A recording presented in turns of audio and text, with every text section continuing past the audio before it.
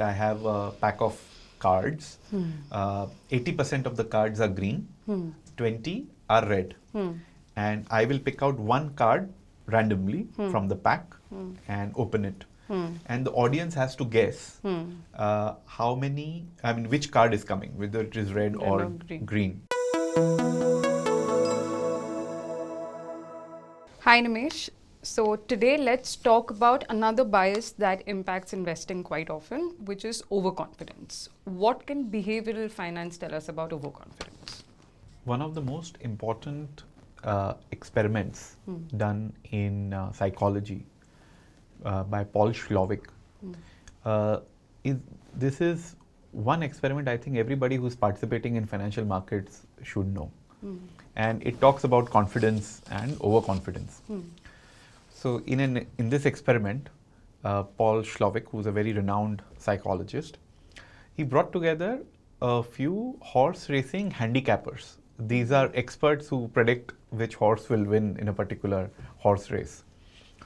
And he collected previous historical some races and all the data about the horses of those races. So some 88 data points per horse per race he had collected. And he told them that he's going to replay these races and they have to predict which horse will win. Obviously, they were not given the name of the horse or the jockey there. They were told, now from these 88 data points, in the first round, you have to take any 5 data points that you think are important for your decision making. And then you make a prediction. All the handicappers, they picked up whatever was important to them for the speed of the horse, previous speed of the horse or weight of the horse or whatever. Now, they were also told you have to predict how accurate will you be, how confident are you that you will get the results right. Turns out they were on an average 19% confident that they will pick a winner. So 1 in 5. Their average accuracy was 17%, which is also close to 19%. So they were well calibrated. 17% accurate and 19% confident. In the second round, they were told now you can choose any 10 data points to choose from. The third 20 and the fourth round 40 data points that you can choose which are important to you to predict which horse will win. Now, their accuracy surprisingly remained the same. So they were at around 17% even in the fourth round. However, when they were asked before the results that how confident are you that you will be able to pick the winner, their confidence had more than doubled. So beyond a point, when people were collecting more data, it increased their confidence. It didn't improve their accuracy. And this is important for the financial markets also. People feel very good when they pick up more information or pick up more data about a company or a stock or a security that they are buying. But it doesn't, beyond a point, it doesn't help. It only increases your confidence, but doesn't improve your accuracy. And in financial markets, when you have very high confidence and low accuracy, that can turn out to be a very dangerous situation. Right. So can you shed some more light on what overconfidence results in the financial market? So broadly, it is high concentration, high trading volumes, and to some extent over leverage. People take up leverage when they are overconfident about a position. So these three things lead to poor portfolio results for an investor. Overconfidence affects every aspect of investment decision making. It affects stock picking also. At the same time, it affects the market timing for an investor. When you say stock picking and portfolio construction, can you give us a little bit more details on that? So I'll take you through another small experiment that we went through in a behavioral finance class. So I'd taken a class with Hersh Sheffrin, and he's a very renowned behavioral finance specialist. So he made the class do an exercise where we are supposed to answer certain questions. And it was okay if you don't get the number or that data right.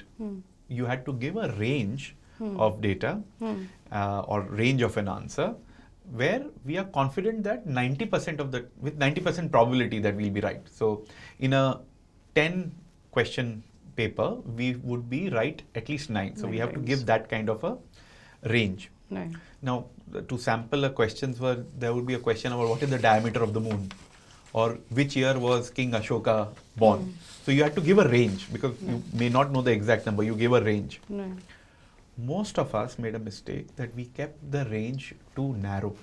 Okay. Even if it was a data that we were not knowing, we kept the range narrow, and the average accuracy was about 65% in the class, which was, I think, what historically the professor had with his other classes also. Right. But we were targeting 90. Okay. Now, why did we keep the range too narrow? Most of the time, we are very overconfident even about the guesses that we are taking. We keep them quite tight and narrow. And when questions are complex, even then, we want to keep a very tight range. So let's take in financial markets stock picking when we are forecasting a company's intrinsic value. We have to forecast, say, revenue growth, the profit growth, the cash flows of a company, what rate to discount it at. We then, if we are doing a comparative valuation, we have to decide which comparative valuation method to take, what is the range of valuations we will take. Now, after doing all that, we still come to one target price. Correct. Now, that's something that shows overconfidence, right? That you are ultimately saying that the company or the intrinsic value is one number. Right. Even Benjamin Graham and David Dodd, when they wrote the book Security Analysis, they wrote that intrinsic value cannot be as determinable as market price of a company. It has to be a range of outcomes, and most people keep these ranges too tight. And while you can go wrong if you are calculating only one intrinsic value, even if you are vaguely right about that number, people who put only one target price or one number to a intrinsic value, they tend to then have overconfidence of trading around that number. Okay. And in many of these trades, they may either make a loss or miss out on a good opportunity because of that overconfidence. Got it. All right. So what about those people who time the market? So overconfidence also affects timing the market, when you enter and when you exit, and how you try to predict the market. Here I used to do an experiment with some of the investors and distributors I used to meet earlier.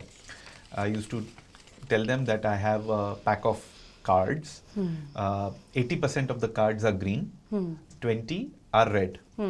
And I will pick out one card randomly from the pack and open it. And the audience has to guess how many, which card is coming, whether it is red or green. Obviously, people try to guess when is the red coming, because 80% are green and 20% are red. Now, I have not told them how many cards I have. So people have no idea about how many cards are there, but they are just trying to guess. And trying to catch that 20% red, their accuracy comes down quite substantially. Suppose a person says, okay, 80% are green, I will just keep guessing green. You will be right 80% of the time. Until now, I have not met anybody who's got it 80% right. Nobody definitely 100. Now, people miss out that if you get call out red a couple of times wrong, 20% of the time or so, your accuracy comes down to 68%, which if you had done nothing, it would have got you 80. So the same thing happens in timing the market. People try to predict the short-term market moves and trying to see when to enter, when to exit the market. And this high confidence in that ability to time the market in the short term often leads to bad trading decisions, over trading also, and bad trading decisions. And typically investors who trade more, their returns become substandard. Right. So then how does one tackle overconfidence? To handle overconfidence, actually you have to go to the root of overconfidence, where it emanates from. So one of the areas is confirmation bias, which we had discussed in one of the earlier episodes, that people tend to pick up those data that confirm to their view. So their confidence keeps increasing because they are just seeing that kind of a data. We had discussed how confirmation bias can be handled by doing a pre-mortem, and that helps you go about. The second source is what we call as a availability heuristic. It's a mental shortcut that we use. Unfortunately, there are very few information or incidents that stand out, come to our mind when we are taking decisions. So we cannot remember each and every data. So what people do is what their mind chooses. They take that data to take decisions. Now that also leads to overconfidence because you only remember those few good instances or bad instances. The idea is to collect the right amount of data so that you are able to base your decision on the right process. The third part, I think, is a little more common, but not discussed much. If you are having recent streak of winners, people stop analyzing how they got that success. Like Charlie Munger says, that if you are a duck on a pond and it starts pouring, the water level in the pond goes up, and you think that you are going up, the duck feels that the duck is going up rather than the overall pond going up. Many a times, even when we get right calls on investment and we make good money on them, it is important to analyze the reason you bought or invested in that particular asset, how it performed, did everything that you expect, did it come out right? And maintaining a kind of an investment journal. Now that can be also, and sometimes a humbling experience when you actually know that, like when you separate the luck and the skill. So I think if you address these, you are able to tackle to some extent the overconfidence issue. Okay, and what if somebody were to take a very polar opposite view to this and say, okay, if overconfidence is so bad, I'll just remain underconfident throughout. What about that then? So optimism, confidence, and conviction are important for investment decision making. I think when you are investing, these are the qualities that you need. However, you have to take a middle path. It's like riding a cycle. You don't lean left, you don't lean to right. The suggestions that I provided about confirmation bias, availability, and looking at your successes, they give a balanced approach.